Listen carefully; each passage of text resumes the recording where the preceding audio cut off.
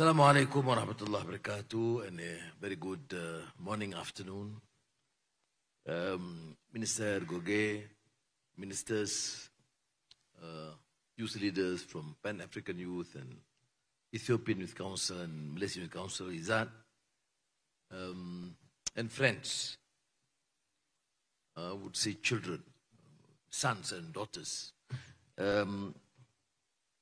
It's an important departure from a normal diplomatic encounter, because with the invitation of Prime Minister Abiy Ahmed for me to visit here, and then his kind support to allow me to engage with the youth, not only from Ethiopia,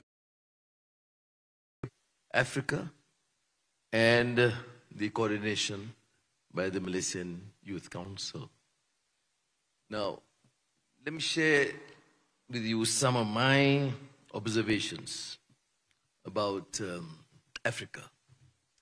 You know, we grew up in the 60s, 70s, looking at the great visionary leaders of Africa. Ahmad Sekou Toure, Kwame Nkrumah, Julius Nyerere, and of course, Mandela. These were people of, they are visionary. They love their countries, their nations. They reject colonialism, the subjugation, exploitation, harlom parlom of men by men. And they clamor for independence to bring back dignity for their people. And in many ways they were successful, although they represent an ideal, not for Africa only, but also for us. I was a young student in Malaysia, looking at this development with such awe. Leaders who suffered the enormities of colonialism and imperialism, and who believe in their own history and culture, the strength of their people, the resolve, who initiate this understanding and the reconstruction of African history, not from the viewpoint of the colonial masters, but to see the enormous contribution, culture, civilization that Africa has produced.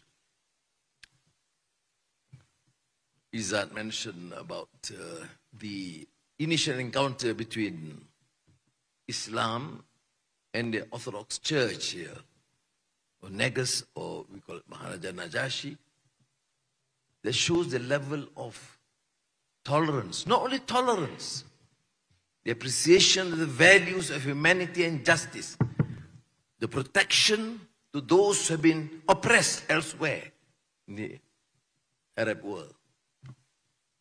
And then, of course, here you're familiar with the Battle of Adwa,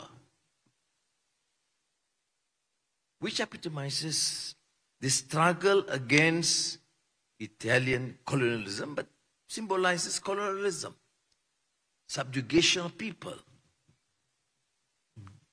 denigration of human values, the exploitation of communities, the superiority complex. And some of you may be familiar. Of course, Adwa does not represent only Ethiopian revolution, but it shows a showcase of the tenacity, the resolve of a people who will not surrender and subjugate to the foreign power. What have we learned? Well, we have to learn. I'm not suggesting that many people learn. You see, the colonial mentality continues. And if you have an opportunity to read Frantz Fanon, the great fighter for justice and anti-colonialism, colonial rule, French surgeon, I think also Caribbean, and went to Algerian War of Independence. His classic work was The Pedagogy of the Oppressed. The problem about colonialism, which the youth must work, was the pedagogy of the oppressed. The problem about colonialism, which the youth must reflect seriously, is not just an subjugation of the people and come independence is done. No. The colonial mentality sometimes persists with the colonial masters and those who have been colonized. That is precisely the reason why we see many independent countries from Asia, Africa, Latin America behave more like colonial masters than true champions of freedom and justice and independence. That is a challenge. You, the youth, must deliberate, decide for yourself whether we want to continue this sort of mindset, colonized. What he said, I think Frantz Fanon, and then followed by one of his admirers, Malik Ben Nabi, he said the problem of colonoscibilité is a French word. Colonoscibilité is not just colonization, but the attitude, the surrender by independent leaders, by Africans, Asians, Malaysians, whatever, who openly reject colonialism but become subjugated and colonized. The mind is colonized. What is white, what is impressive, what the policies which you accept and adopt must be dictated by the West, Paris or London, Washington, whatever. Hardly any understanding of the society, history and culture. And this is going to struggle. I mentioned the African Union this morning about the effort of our then leaders, which includes Nyerere Nkrumah, supported by Jawaharlal Nehru from India and Zhou Enlai from China. When they went to Bandung, Indonesia, under Sukarno, who organized the Afro-Asian Conference of 1955. You see, these leaders, be Zhou Enlai or Nehru or Nkrumah, Nyerere or Sukarno, they were visionaries. They then, in 1955, knew their independence would be rendered meaningless if we don't work together, strengthen our resolve, and not be totally independent and choose to surrender to the whims and fancies. Our export to the United States annually is $50 billion. We're expanding investments and trade with China. ASEAN is, of course, a very cohesive force. Fortunately, ASEAN is one of the most peaceful regions in the world and fastest growing economy. You see, peace is prerequisite before you talk about growth and economic development. So, I'm not suggesting in any way that we work only with among ourselves, but I'm suggesting, therefore, that whilst opening up trade, investments, collaboration, Africa, Asia, Latin America, we must continue to engage in this globalized world. But the mindset is important. When you say globalized means modern I mean, the term seems to be like a modern invention. But what about all these great cultures and civilizations in Africa? Were they not global? Even Malaysia under the Malacca Sultanate was very global. The Chinese Admiral Zheng He, with his 1454, if I'm not mistaken, 1540, yeah, something like that. I mean, travel all around the world. But what we know and appreciate is only Magellan. That is why the first prerequisite to be truly independent is to free our minds and our soul. And to understand that peace and development are essential features to ensure growth and security of our nation. So there's a lot to learn and to unlearn. Governance is a major issue. This is bringing up to the second point. Okay, right? We have this understanding. Take pride in ourselves. There must be to reconstruct our history, because we use texts determined by the others. We study from the professors in the West. There's nothing wrong with it. But be selective, be intelligent, not slavish. We have fought against slavery. We fought against colonialism. We should not be slavish in our mentality and attitude. Okay. Then we should not accept less than less. Why are we, or why did we and our forefathers and mothers fought hard against colonial masters? Because we reject that display of arrogance. We reject that condescending attitude towards others. We reject that the wealth of a country be absconded to enrich the few. We reject corruption and abuse of power. And that's why we clamored for independence. But as Frantz Fanon said, it's not to replicate the excesses of the past. It's to ensure that the reform and the changes continue based on these ideals. And of course, I'm excited meeting the youth, because I'm reminded and checked to be sure that you remain true to the principles and ideals. Because as you know, politics and power sometimes tend to be, to drag you into practical realities. But it's always important to associate with youth idealism. And I'm a firm believer. I'm a great optimist, and I've seen youth in action. First of all, to free the mind, to be more reasoned, more critical, to understand that without peace, nothing works.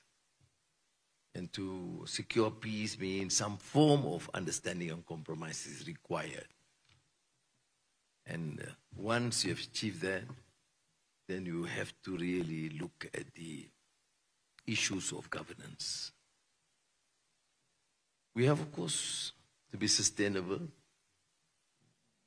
transform digitally, to move towards AI, alternative energy, food security, but we never lose sight that we need values to protect the human ideal. The deficit in the world in politics, I can say, from my limited experience, is the loss of values. Yeah. Injustices are being tolerated because of different color, or different religion, or different tribes. Yeah. Oppression is tolerated And we support those with power and wealth. So we're still back to the law of the jungle. There's no more question of rule of law. So this deficit must be addressed. And we want the young to be as committed and strong in their resolve, and courageous in their conviction, to ensure that we will have a better Africa, better Asia, and better world. Notwithstanding the excesses that you find or hear from time to time. And Malaysia is, of course, a small, emerging economy, but fortunately, I learned a lot from the ideals and the visionaries of African leaders, and I thought it would be of enormous advantage and benefit to Malaysian youth if we could continue to engage and talk about this. Youth rights, yes, and responsibilities, yes. The role to be able, as Mr. Ergoge mentioned about the new technology, training, opportunities, yes, we'll continue to do that. And inshallah, I will be able to engage with my friends in ASEAN, and probably by the time we meet in Malaysia, probably we extend Malaysia, Africa, and bring some ASEAN, Asian leaders, and probably want to progressive Latin American youth.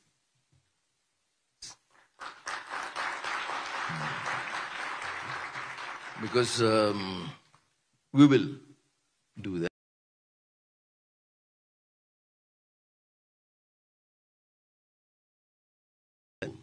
Listen, reflect, but also to engage and critically assess and suggest and even criticize. I don't think a forum should be limited to be like a monologue. So thank you again. It's a great experience. And I see the faces of the young. They look very energetic. I'm sorry, I may sound a bit too serious. And you say this guy is coming to give this very serious lecture. No, I mean, I want to share with you, with all sincerity, what our forefathers have offered, and what we have to dedicate ourselves to continue these ideals, and not to allow the excesses to continue. Thank you. Wassalamu alaikum.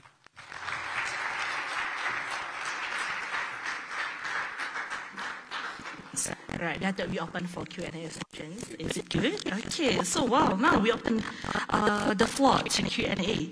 We will take only 2 questions from the floor. So yeah, please your question brief. Anyone? Yes.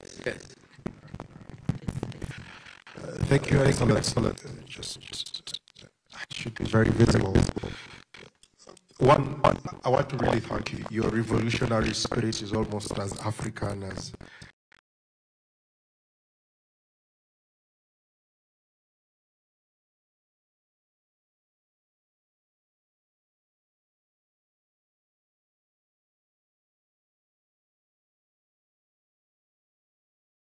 that trigger come from, that enabled Malaysia to keep up with the development pace, even when the population of young people was increasing and their demands in this globalized economy is also increasing. Thank you.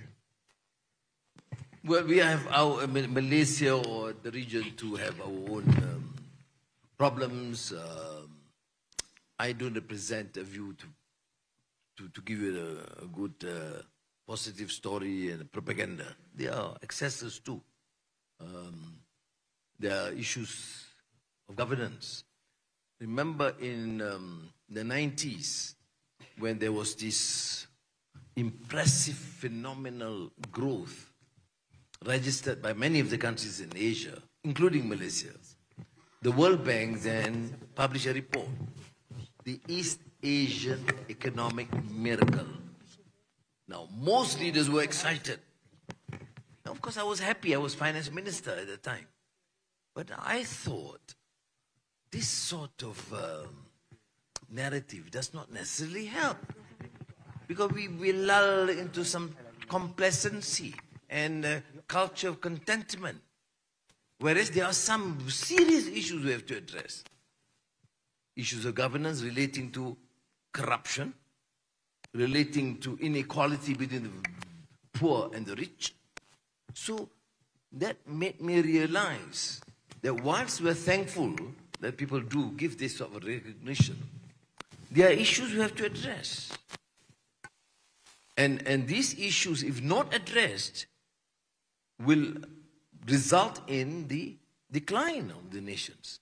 As you know, all these theories of cyclical theory of civilization, there are reasons why countries at times reach its pedestal, many reasons that causes a decline. And the main one is, of course, the loss of legitimacy, credibility due to corruption and ignoring the plight of the masses. So then I took that position. Well, I suffered in the process, given a long rest in the prison. But it's a time. Now it's time to move on and learn. What have we learned? That's why the importance of young leaders, youth leaders, and me included, though included not as young as it's a long time ago when I was young, I was telling minister, to then understand and have a grasp what causes us to move up and what are the issues confronting us. And the issues, of course, is poor policies. Sometimes you become like some of the great leaders I mentioned, you see.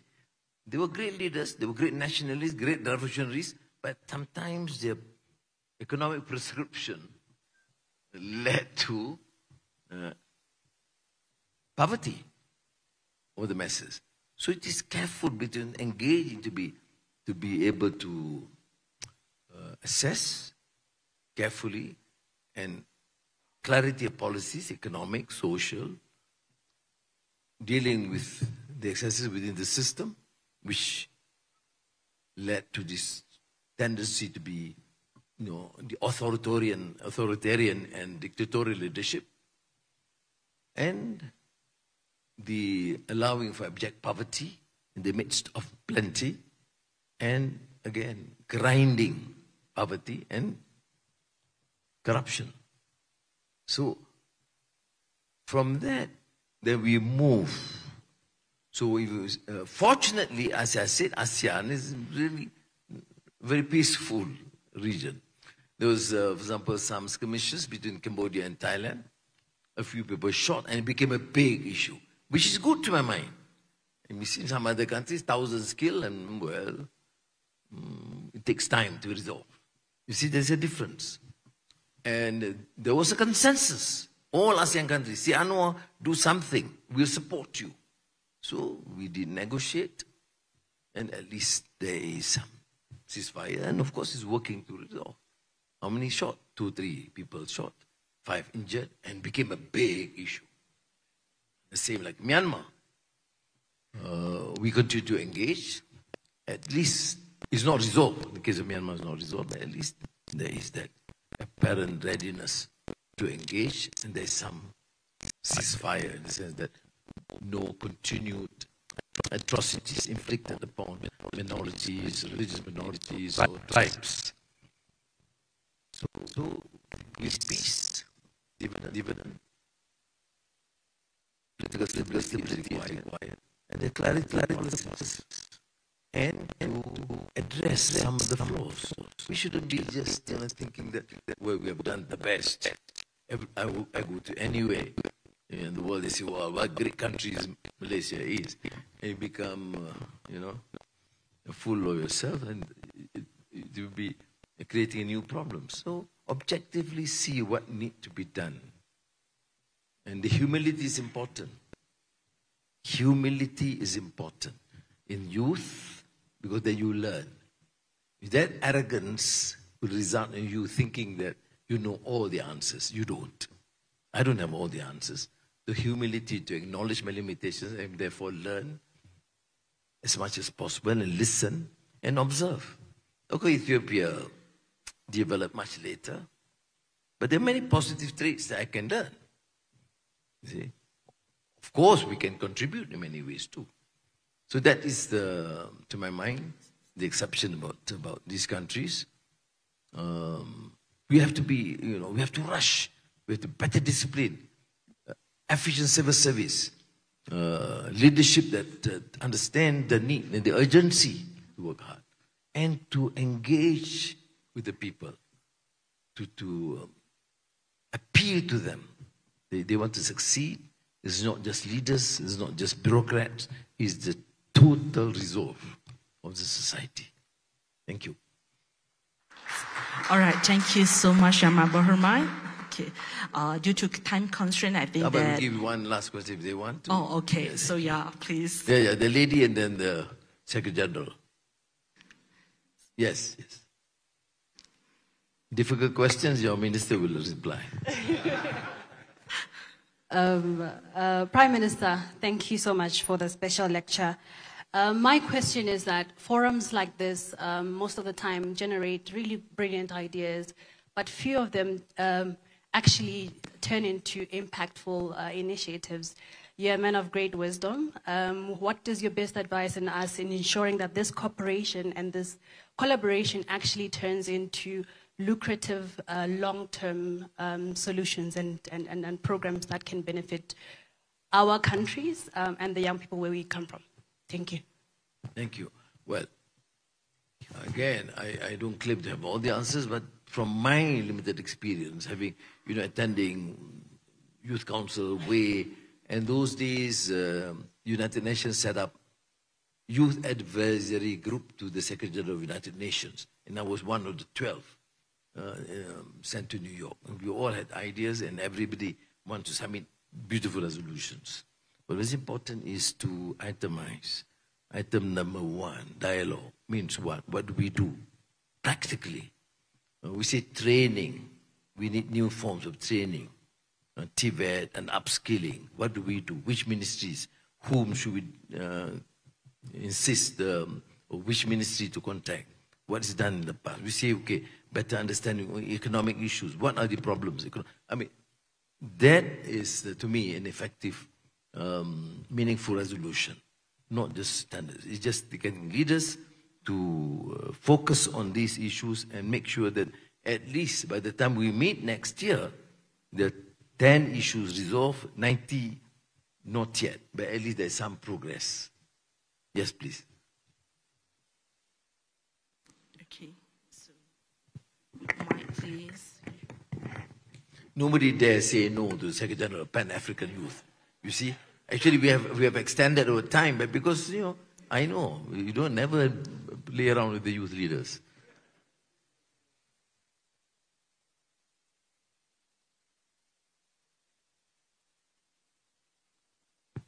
Yes. Thank you, Excellency, for your kind opportunity.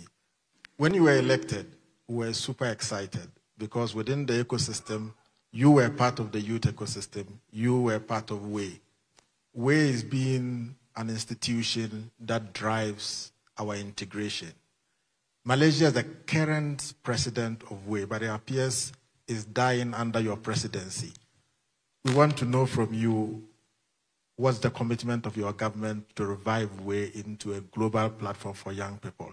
And the second question, Your Excellency, African young people are willing to commit meaningful collaborations with Malaysia. Malaysia has got experience in NVTI, vocational and technical training. You have reasonable understanding of technology.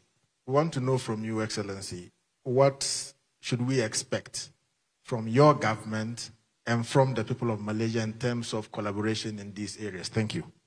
Thank you. Now, on WAY, yes, I did participate. I was an international committee member of WAY, but not many know the fact. Izzat didn't tell you that actually I resigned in protest. Because, well, to share with you, because at that time, the United States were supporting some of the programs. But they insisted that we follow certain rules. For example, their mode of family planning and birth control. I wasn't married then. I'm not too interested about birth control. I'm joking. But then there are issues that you shouldn't raise. Because at that time, the Russians, because at the time of Cold War, had the World Federation of Democratic Youth. But I said, okay, we don't have issues. I mean, we want to engage with them, we engage. But the American thought that to be in WAY, you should not engage. And many of these friends in WAY said, we should accept, particularly Secretary General at that time. And because I could not agree, I resigned. But that, notwithstanding, that doesn't mean that we should not support. Because one episode now WAY is more independent. African countries actually take a different view. We'll engage with the United States, we'll engage with China, we'll engage as an independent entity. Now, I've met the current leadership of WAY, and I've discussed with them. Izzat is aware of that. But I said, before we move, we should build this consensus. They should talk to the leaders in Africa and Asia, many of the countries, how do we proceed? And I will give you the support. But I don't want to decide based on one or two views. I've said to them, you should engage. You know, Izzat, here you engage with the African youth. What is the mechanism? What is the consensus in terms of the leadership?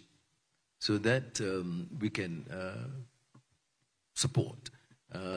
Please be assured that I'm ready to support. It doesn't cost us millions. We're not building a huge infrastructure. We're not a rich country, but we certainly can support having a proper conference and then to be able to elect new leaders with clear. And to me, no conditions attached. I've learned the hard way. I mean, at that time, I'm talking about the 70s, the late 70s, to be able to be in an international youth organization, to be sponsored to travel elsewhere is a great thing. But, you know, I blame the African leaders because they gave me that vision of integrity and dignity and independence. Reading Sekutore, or Nkrumah Nyerere, dignity and independence at all cost. And then suddenly they gave me these conditions. But now, we're not imposing any conditions. Our only condition is that have a democratic forum, decide democratically, and focus on issues of interest to the youth. Thank you very much again. All right, thank you so much, Ahmad Berhormat, for the insightful sessions. So we believe all the participants learned a lot during these sessions. All right, at this time, we will proceed with a group photo session. We kindly invite the photographers to please come up to the